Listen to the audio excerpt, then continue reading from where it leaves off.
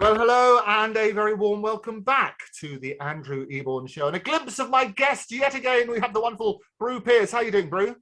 I'm doing fine, thanks, Andrew. Good to see you again. Well, nice to see you again. And lots of media are talking about the IPCC. What we do on this series, we jargon bust. Let's cut through all these initials. What is it? What is the IPCC? And what's its purpose? The Intergovernmental Panel on Climate Change. 193 countries or thereabouts, with scientific and political input. UN driven. It's a huge scientific effort, a massive global collaboration, which brings people together from all over the world. It's very detailed. Behind the reports that are published are hundreds and thousands of scientific papers.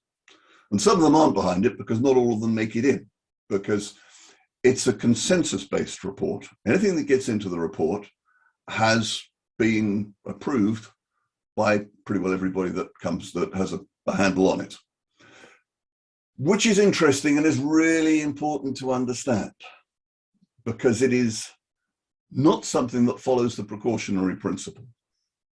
If you're an outlier, and there are other people who disagree with your scientific paper, it won't make it into the report. The other problem is it's ponderous. The process takes a very long time. You have a scientist who is studying, should we say, forests or the Arctic, and they take a couple of years to get their funding together. They bring a team together. They do their studies, gather their data, then they assemble a fresh team to actually write the paper. The paper then goes up for peer review, is published in a journal, and then it is submitted to the IPCC for consideration. And then it gets debated, and then there is the cycle of time in which the reports are drawn together, and these things get published every 5 to 7 years, with intermittent interval reports that come through. But the net result is that an awful lot of the data is 7 to 9 years old, and most of it is 5 years old. Yeah, and that's what I was going to say. It is extraordinary, that length of time. It's great that it's peer reviewed, and that's what we need to do, is apply the forensic analysis rather than just regurgitating somebody else's spin. So peer review is really, really good. But as you say, the stats and the data, there's several years out of date. It is. And which is fine, but it ought to have a big health warning across the front saying this is how it's come together. And it's like all these things, you need to know how to read between the lines and understand it. Now, it's a dire report. The situation is bad. But the fact is, it's an awful lot worse than this report says.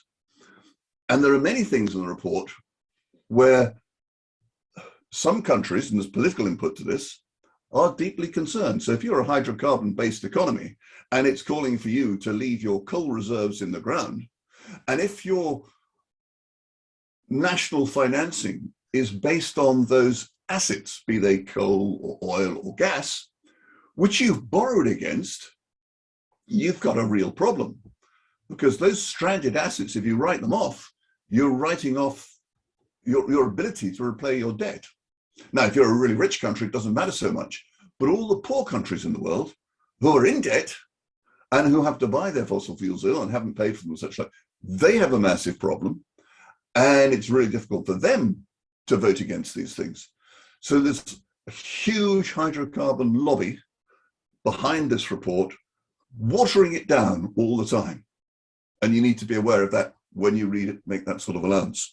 And that's always the case, isn't it? With any report which is written, you have to say, well, who's writing it? Where are they coming from? What's the hidden agenda? And ultimately, what's going to happen as a result of that report? Now, we're in this series, we're going to be going into depth in some of the issues, breaking them down so there's a clear understanding. But just to finish on this particular thing, talk to me about the IPCC and effectively what teeth it has as an organization. Well, very, very little to none, which is the problem. We go back to Paris in the previous one. There was an attempt to make these things legal requirements. Now it's down to the individual countries to set their agendas and to determine the level of legal commitment they make to it. There's nothing in there that says if one country doesn't meet its commitments, the rest of the world can come down on them. Yet that now you start looking at what needs to go behind it.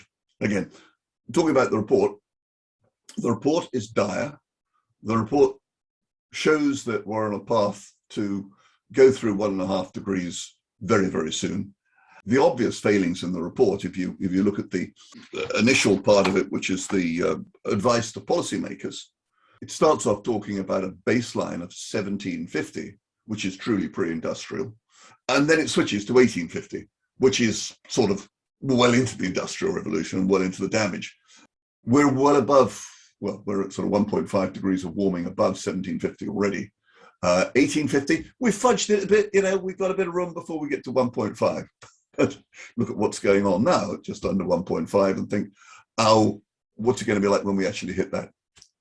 I think I've digressed from the question there. Well, no, but digressions are okay because we're going to look at that in more detail. So just pick up on that jargon thing. So, because people, when they bandy statistics around and figures around, people get a bit confused. But when you're talking about 1750, you're talking about the date. The date, yes, the date. Yeah. That's so they're basically looking at that date and comparing it with the next date that they look at, and they're looking at the degree of climate change. Is that right? Or the degree of that's correct. Okay. Yeah, when things are changing, what have they been changing since? So we talk about the Holocene. This is the warm period that civilization has developed in the last 11, 12,000 years. We talk about the peak of the Holocene, which was probably 6,000 years ago. Under normal circumstances, you'd expect the Earth to be starting to cool from that point. With a little blips, it goes up and down. But and that could be your baseline. You could say, there we are. Or you could say, well, 2,000 years ago, agriculture was becoming significant. Actually, you could say 4,000 or 5,000 years ago, agriculture was becoming significant because we were taking out the big beasts. That could be your baseline. How much have we warmed since then? And then you need to make allowance for how much we should have cooled. And the answer is probably 2 degrees already of human impact. And it needs to measure, but I mean, just help me with this then, because obviously science and the way that we measure these things has changed significantly. How reliable are those early statistics? You go back to 1750, how reliable is the statistic about how hot the planet was then? Excellent point.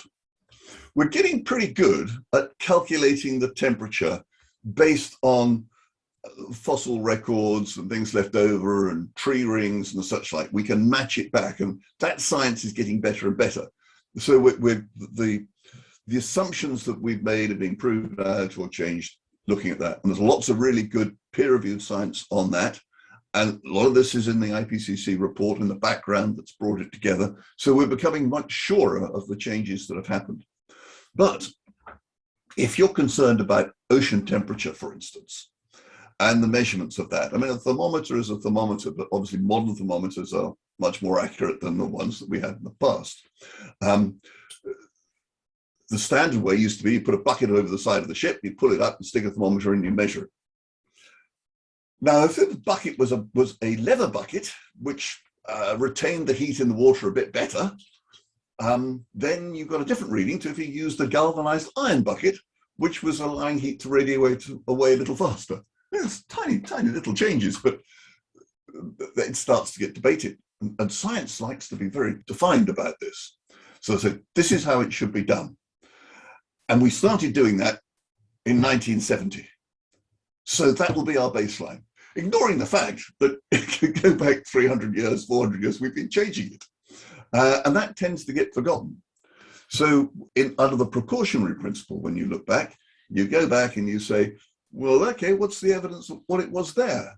How big has the change been? Let's look at the entire curve or the line of change. And yeah, those are interesting things. So we're going to look at those in more detail. For me, I would have thought it's really, really straightforward, is that you have to apply the same test with the same instruments several years apart. So if you used in your example, your bucket, your leather bucket, you have to do it again with a leather bucket to say a leather bucket 100 years ago in this particular place with these conditions produced this result. A leather bucket 100 years on produced this result. That's the easiest way of doing it, isn't it? I think it's great. I think you've got your first scientific experiment and you should be prepared to write your first paper. I don't know if anybody's done it. Well, we'll have a look at lies, damned lies and statistics, but we will be looking at that. We'll be looking in the next episode a bit more at the recent IPCC report. But for now, Bru Pearce, thank you for joining me. Andrew, my pleasure.